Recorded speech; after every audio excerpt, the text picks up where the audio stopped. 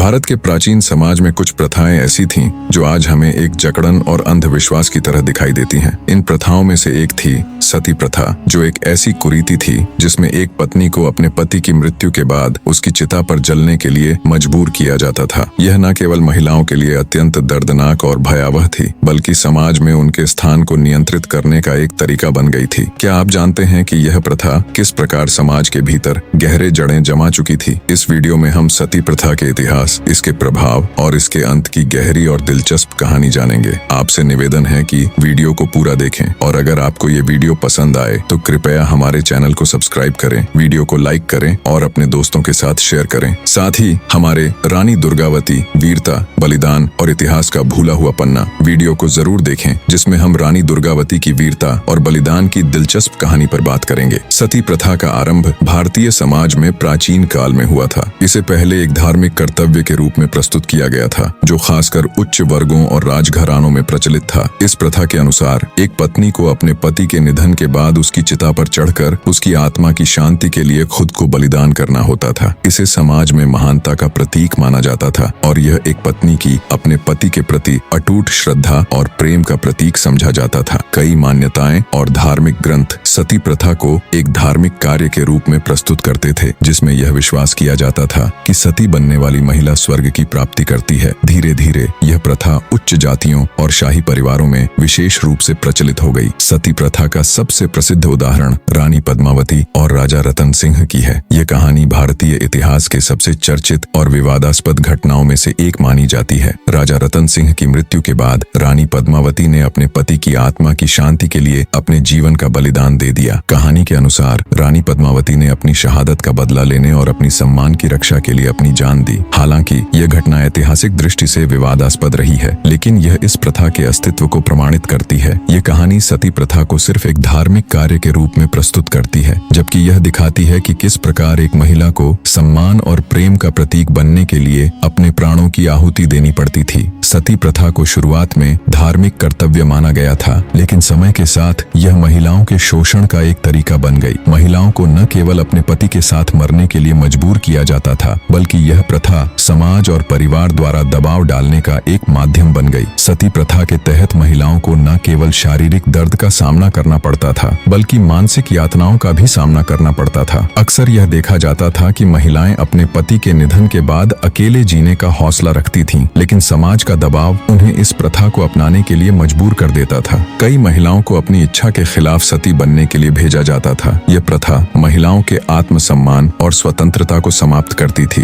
यह समय के सबसे अंधेरे और दुखद पहलुओं में से एक था, जब महिलाओं को एक वस्तु की तरह माना जाता था, जिनके पास कोई आत्मनिर्णय का अधिकार नहीं था। राजा राममोहन राय को भारतीय समाज में सती प्रथा के खिलाफ सबसे पहली आवाज उठाने वाला व्यक्ति माना जाता है। उन्होंने सती प्रथा के खिलाफ जागरूकता फैलाना शुरू किया और समाज के भीतर एक आंदोलन खड़ा किया। उनका मानना था कि यह प्रथा महिलाओं के अधिकारों का उल्लंघन करती थी और इसे समाप्त किया जाना चाहिए। राजा राममोहन राय ने 1829 में ब्रिटिश सरकार से सती प्रथा पर प्रतिबंध लगाने का अनुरोध किया। उनका संघर्ष भारतीय समाज में एक नई दिशा की ओर बढ़ा और समाज में बदलाव की शुरुआत हुई। राजा राममोहन राय की यह आवाज महिलाओं के अधिकारों के लिए एक महत्वपूर्ण मील का पत्थर साबित हुई। राजा राममोहन राय के साथ रानी जिंद कौर जैसी महिलाएं भी सती प्रथा के खिलाफ खड़ी हुईं। रानी जिंद कौर ने न केवल अपने राज्य को बचाया, बल्कि महिलाओं के अधिकारों के लिए भी संघर्ष किया। रानी जिंद कौर का जीवन और उनका संघर्ष भारतीय समाज में महिलाओं की स्थिति को बदलने के लिए प्रेरणा का स्रोत बना। उनके संघर्ष ने दिखाया कि महिलाएं न केवल पारिवारिक जिम्मेदारियों को निभा सकती हैं, बल्कि वे समाज में बदलाव लाने के लिए महत्वपूर्ण कदम भी उठा सकती हैं। रानी जिंद कौर और अन्य समाज सुधारकों की कोशिशों ने सती प्रथा के खिलाफ एक मजबूत आंदोलन का निर्माण किया, जो भारतीय समाज में महिलाओं की स्थिति को बेहतर बनाने के लिए एक बड़ा कदम साबित हुआ। राजा राममोहन राय और अन्य समाज सुधारकों के कड़े प्रयासों के बाद 1829 में ब्रिटिश सरकार ने सती प्रथा पर प्रतिबंध लगाने का ऐतिहासिक कदम उठाया। यह कानून भारतीय समाज के लिए एक बड़ा परिवर्तन साबित हुआ और इसके बाद सती प्रथा का प्रचलन धीरे धीरे समाप्त होने लगा। हालांकि कई इलाकों में यह प्रथा गुपचुप तरीके तरीके से जारी रही, लेकिन समाज में बदलाव के संकेत दिखाई देने लगे। सती प्रथा को समाप्त करने के बाद भारतीय समाज में महिलाओं के अधिकारों के लिए कई महत्वपूर्ण कदम उठाए गए, जो महिला सशक्तिकरण की दिशा में पहला कदम था। सती प्रथा के खिलाफ उठाए गए कदमों के बाद भारतीय समाज में महिलाओं के अधिकारों को लेकर कई महत्वपूर्ण परिवर्तन हुए। सती प्रथा के खत्म होने के साथ ही